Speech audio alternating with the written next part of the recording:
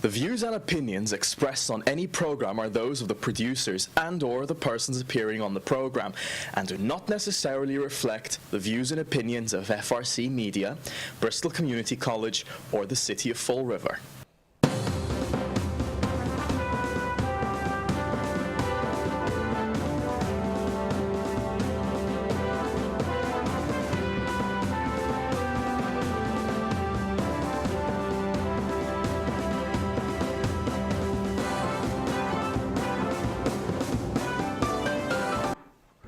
Hello, welcome to Spindle City Straight Talk. I'm Chip. And I'm CJ. Good morning.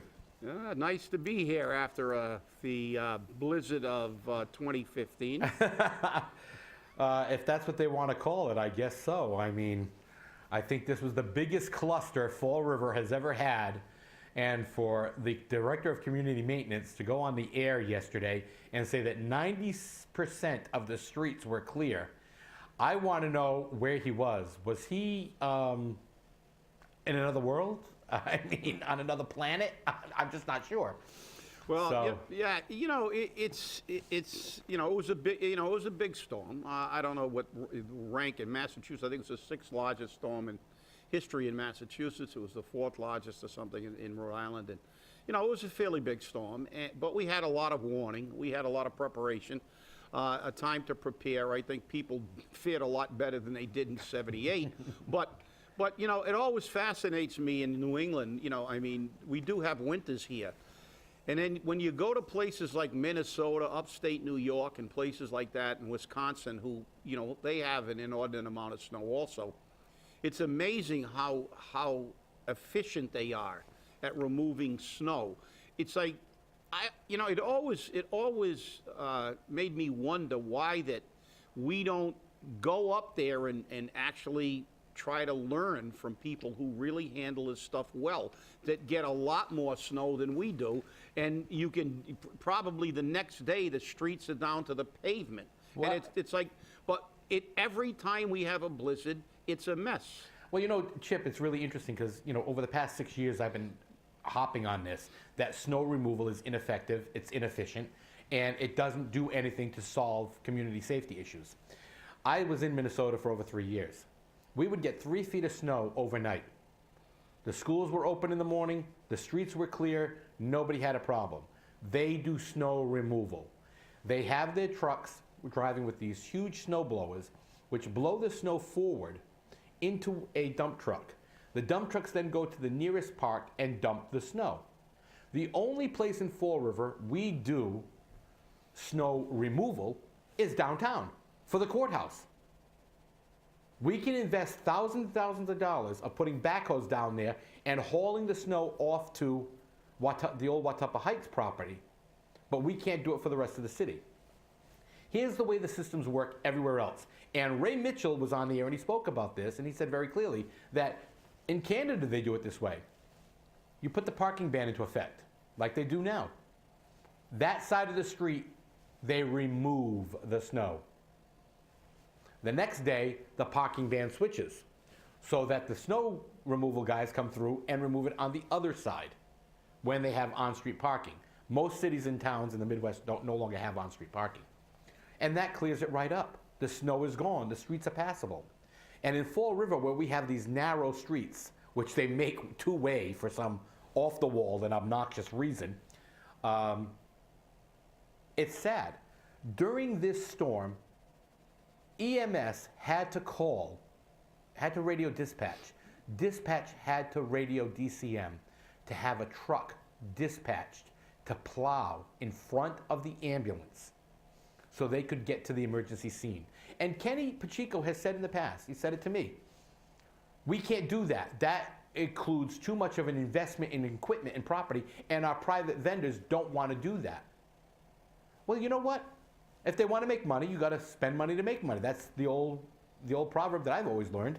So if they don't want to do it, then they don't make any money. Their way, they don't make money either way. No, instead we have private haulers out there who are plowing snow in pickup trucks, and they're getting stuck in the snow, compounding the problem. And you have to say to yourself, how can we do this? Now, last year, when I had brought to DCM's attention that I never had a snowplow come by my house. Today, in this past storm, I had 2 plows which drove by on a regular basis with blade up. And we're paying them for this. And then last night, as my street is cleared by Mother Nature, because you can see the wet asphalt, the snowplow came by, blade down, scratching the asphalt, and we're paying for that. So explain to me why all of a sudden our snow removal budget is gone, our streets are impassable, our sidewalks are impassable, and there's nothing we can do about it because DCM says, oh, well, we have to put the snow somewhere, so we put it on your sidewalk. So after we've cleaned my sidewalk, you're going to put it back on my sidewalk. That makes perfect sense. And then I have to go out there and clean that up. Okay. Yeah, well, I mean, obviously, it doesn't make much sense, but the fact is it's about politics. You know, most of the contractors, you know, the vendors, they know someone and they make good money, but it's about efficiency. You know, the fact is that, you know, if we're going to do it, why don't we do it right for a change? But this is politics again. Whenever you get a political organization doing anything, like a city or a town or any governmental agency, I should say, there's always this, you know, you get paid for incompetency. I mean, I remember I was in Maine years ago. I went up during a blizzard, and I made it through the blizzard somehow up into Maine, and the storm began to abate a little bit, and after I did my business up there, I was going to try to get home. I got to the entrance of the Maine Turnpike, and a state police officer was there, and he said, where are you going? I said, I'm going to go home. And he said, no, you can't. The turnpike is closed completely. And I said, well, I got here when the storm was going. I said, storm's abating. I said, you know, and he said, no, absolutely, this is the way we do it up here. We shut the turnpike down completely. And then they have just plow after plow after plow. And he said, you can't leave till tomorrow morning. And by tomorrow morning, the thing will be completely clear. And guess what? I had to get a hotel room up there and stay overnight. But the next morning, when I got on the Main Turnpike, it was right down to the pavement. And I went the entire length until I got into New Hampshire, and New Hampshire was clear also. You know, there is a way to do this more effectively and more efficiently. And of course, they're all going to complain about, well, you know, it was a huge storm. Yeah, it was. But, you know, to me, if you're taking 8 inches of snow or 28 inches, it may take a little longer. But if you have a system, the system will work if it's an effective and efficient system.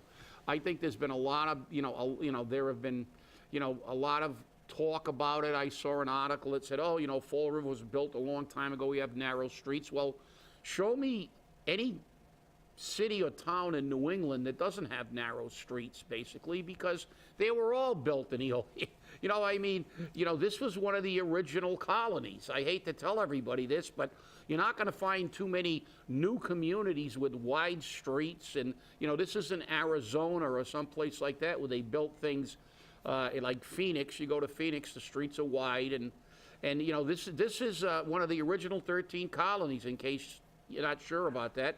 We are, and therefore, you think the streets are narrow up here, go to Boston someday, and the traffic they handle up there. So it's just mind-boggling, but we get into government, and how government works, and it's all about, in private industry, if you're incompetent, you get fired. In government, if you're incompetent, you get a pay raise. Well, that seems to be the par for the course here in Fall River. But while we're still talking about government, let's talk about the fact that Mayor Sutter has failed to show. Yesterday, many people in the community have been saying that they have been speaking to his special assistant to the mayor, and lo and behold, they were guaranteed phone calls back that never came. And of course, Ray Mitchell came out and said, well, he's busy and, he's got things going on and we're in a state of emergency and he doesn't have time to return phone calls. He doesn't have time to do this, do that, do the other thing. And Wayne Rigo did the same thing. he came out in defense of the new mayor. He's only been in for 3 weeks. He's got a budget problem. He's got, a snowstorm. Hey, you know what? This is called life. Life goes on.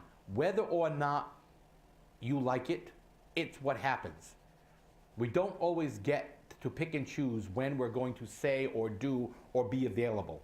But if you say you're going to be available, or your assistant says you will be available, even if you only make a phone call that says, look, I'm really busy, I have 5 minutes, I wanted to touch base with you, or to have Mr. Butaleski, if that's how you pronounce his name, call and say, I'm sorry, Mayor Sutter's been busy. Is there something I can help you with? If not, I will have the mayor get a hold of you. Now, it wouldn't be so bad if it was Joe Smith or, Joan Lewis off the street, but it's neighborhood leaders who are trying to get a hold of him, and he's unavailable. So that right there is ticking off that whole power play group that exists in Fall River. So you have to say to yourself, what do we do? What are you supposed to do about it? Because obviously, it's not a good thing for the mayor. And if you're to judge a man by his first crisis, and this is going to be the guide to follow for that judgment, right now he's an absolute failure in crisis management. And, Fall River would do better to just put a padlock on the front gates, and a fence across the bridge, and say, don't visit us because we can't handle reality. It's a tough statement. I'll probably get nasty phone calls about it, but it is what it is. That's just the truth of the matter. I mean, I don't know what you feel, Chip, but... Well, I think, obviously, we don't know about how the communications is set up within the structure of Mayor Sutter's office now, and obviously we've got a lot more people in there now. You've got some new people in addition to the older jobs, which is another issue we want to get into at some point in time. But the fact is, if you promise a phone call, I mean, Tip O'Neill said many years ago, all politics is local, and you have to make the constituency feel like that that you care about them. And, if he's busy, say he's busy. Say, we may not be able to get back to you for a little while, and people may not be happy with that, but they will, they have to grin and bear it, because, I mean, it's difficult not to believe that you're busy in the midst of one of the, top 5 snowstorms or so in the history of the state. So, but don't make a promise you can't keep, especially on the local level. And I think it's a lesson that Mayor Sutter is learning very, very quickly. The President of the United States can antagonize a lot of people, but there are also a lot of people that he doesn't, because he's dealing with an entire nation, a governor, a state official. But a mayor, when you upset someone, it's someone that's going to see you tomorrow. They live in your community. They're going to come back and keep complaining, and then you leave a bad taste in their mouth. The thing is, it's not a good, I'm not even sure if he was aware that they were saying they were going to get back at him and back to them. But the fact is, they should not. It shows to me not a well-schooled in politics. I mean, being a DA is not being a mayor. This is political, and I think his people have to learn that. You've got to deal with people every day, and you've got to get back to people. Not only neighborhood leaders, but every single individual that calls. You have to make them feel like, hey, you're a taxpayer, you're a resident, you deserve our attention. And so get back to people. You don't have to get back to them instantaneously, but be upfront, be truthful, tell them. And even if they dislike it, at least you got a fallback. You can say, hey, look, we told you we couldn't get back to you maybe for a day or two. But make a list. Make sure you return every call. That's big. That's politics 101. That's local politics.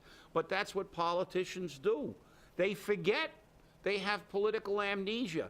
You know, as long as they're in, and then they take one position when it's convenient for them, which will segue us into the Speaker of the House. We're going to go to the state.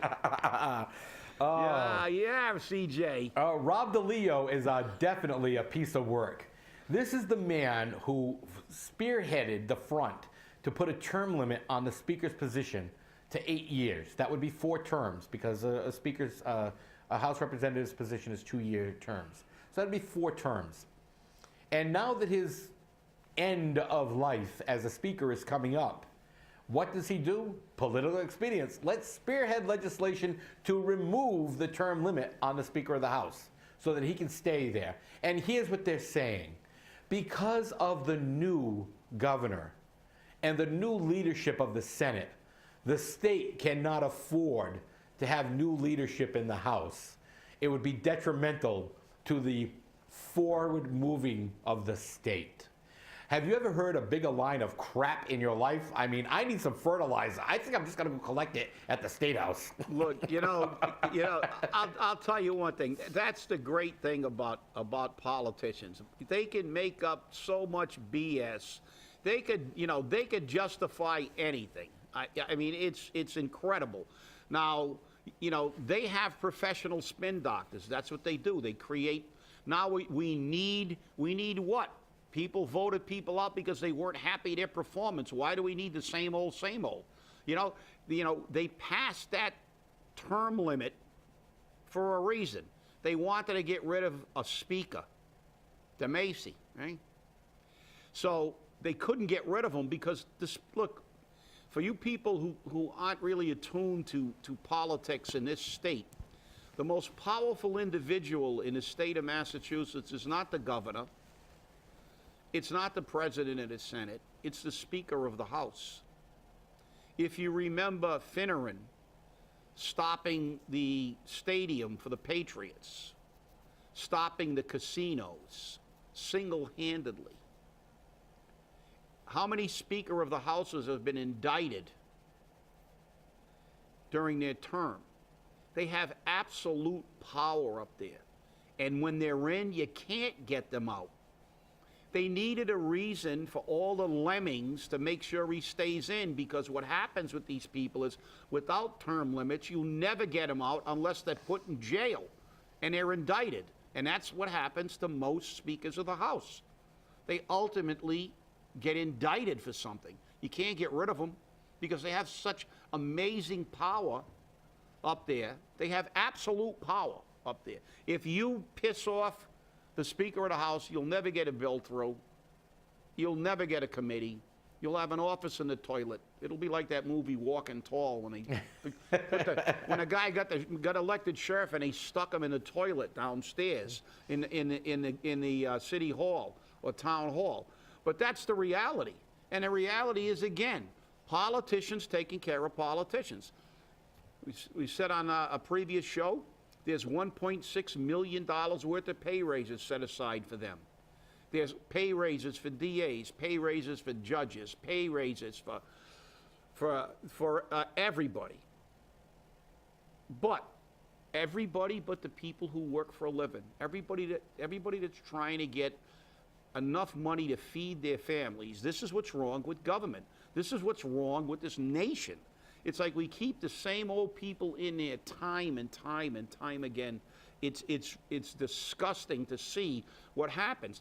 And there's an absolute ignorant, nobody cares. It's like you don't pay attention. The fact is that that the House of Representatives gets an automatic pay raise.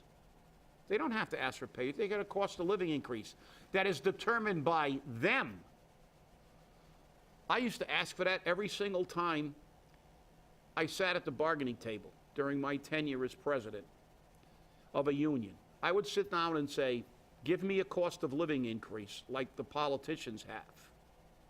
And the answer to that was absolutely not. We can't afford it. Well, we can't afford them anymore.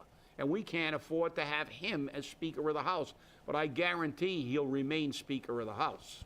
Well, you know that because, our 3 lemmings here in the Fall River area are definitely going to vote to, rescind the 4-term limit. And, and that's the problem. They go in, they don't do what the people want, they do what the speaker wants. And this is why we have been fighting this battle over and over and over again for years.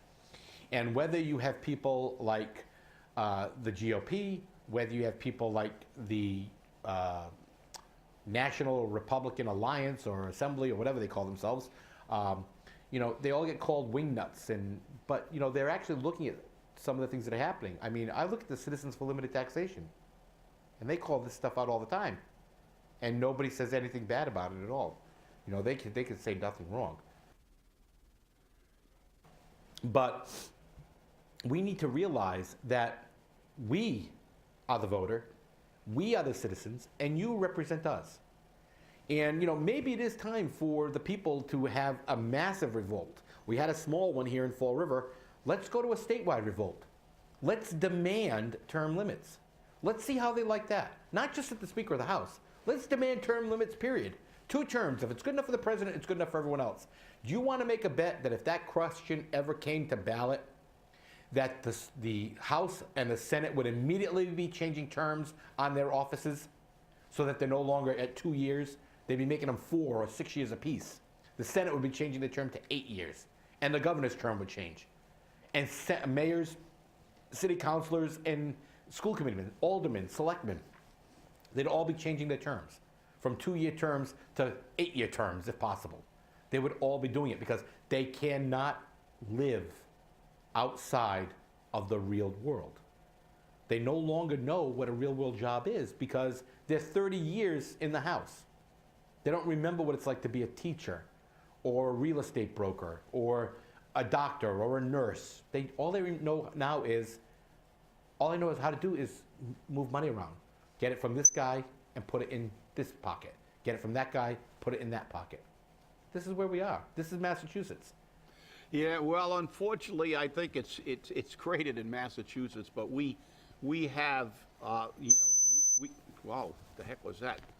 Somebody, the little feedback there on the mic, but we have definitely elevated this to an art form in Massachusetts.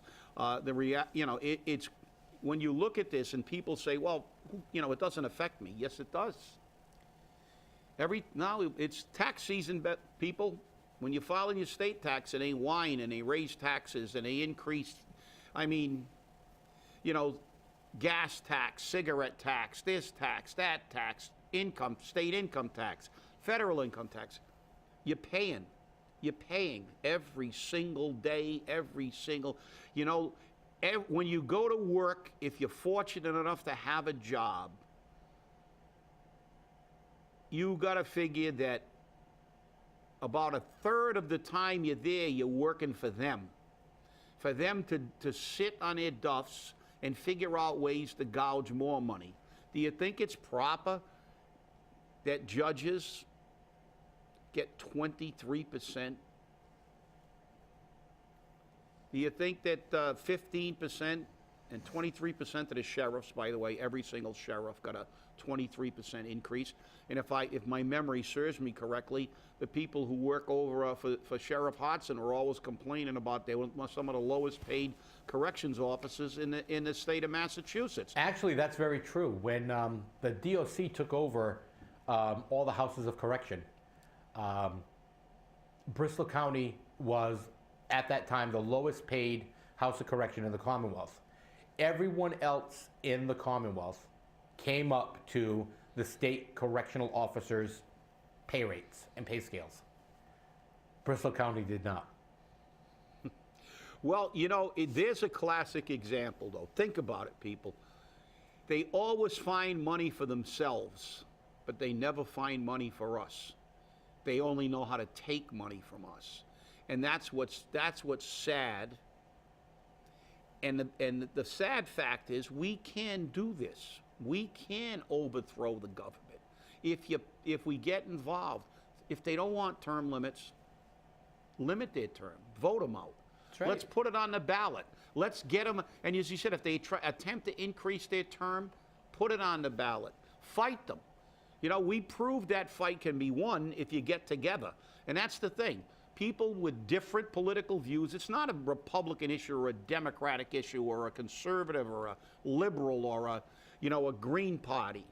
This is an issue of justice, of representation of the taxpayer, because they're all corrupt. As I said many times, the only difference, in my opinion, between a Republican and a Democrat in most cases, not all cases, but in most cases, is a Republican steals from the working man and gives it to the rich, and a Democrat steals from the working man and gives them a tiny bit back. But they're all picking our pockets. They're all picking our pockets. And we let them do it. I mean, I don't. but my vote is not worth it if the rest of the people don't show up at the polls or are oblivious. Remember what I said, the statistics I cited from the Boston Broadside. The pay raises, incredible. Every district attorney getting a salary up to $171,000 to mower. That's their base salary, $171,000 a year. That's just one of the pay raises I cited. And what do we say in a city? What do you do when you're working in Fall River for $34,000 for a household income? If you're lucky. If you're lucky enough to have a job, living in an apartment that's probably too small, still got a space heater. You gotta wear a sweatshirt around the house because you can't pay your heating bill. And these clowns are voting themselves 23% pay raises, 15% pay raises, and how much do they work? And then they get great pensions. And if their pension isn't quite good enough, if 80 or 90,000 isn't enough to live on, they give themselves a job in some other state agency with a bigger salary for 2 or 3 years and bump up their pension to $100,000. It is the politicians that have created the problem, and they've created an environment where they control us. And if you think you have a choice, you don't. The only choice you have is to vote them out, because in reality, if you don't vote, and if you don't vote them out, the only choice you'll have is paper, plastic, or green bag. Well, personally, I think that, we've been fed a line of BS here in Fall River, from the purple bags, the pay-as-you-throw program, to the 90% street clearance, to the mayor will always be available. And now the city council has come out with a statement questioning the effectiveness or the competency of DCM in handling snow removal. Kind of a last-minute ditch effort to make yourself look good, in my opinion. But that's another show, believe me. Well, we never run out of material. That's one thing. And we can't write it. That's the problem. We can't write this stuff, and people don't understand it. I actually was asked that once. They said, "You guys write this stuff?" I'm like, "We don't have to. The city writes enough of it for us." Well, let's just hope that we hear more. Everybody seems to be hunkered down, but we didn't even get into the these new jobs, and we have to do a really in-depth. We have to see what the city council is going to do. I think we've got a very, very potentially explosive issue here with these new jobs that coming in on their own without any reorganization, without any elimination. But we're going to save that for another show, because they're not waiting. They're not waiting. They're bringing it back up at the ordinance meeting next week. So again, they're going to take that off the table. And while they had a backbone the other day, I honestly believe they're not going to have one this time out. So, it is what it is in Fall River, but, the sad thing is, it doesn't have to be. You and I started the process of changing this a long time ago, Chip, and hopefully we can continue the process, not only here in Fall River, but statewide. It's time for us to, be good about this. Yeah, well, it's the people. The people have to rise up, just like we did here. We can do it statewide. So let's get involved and let's take some of our money back. And let's make it happen here in Fall River. Drive safe this weekend. Have a great day and enjoy the Super Bowl Sunday. Bye-bye. And avoid the yellow snow.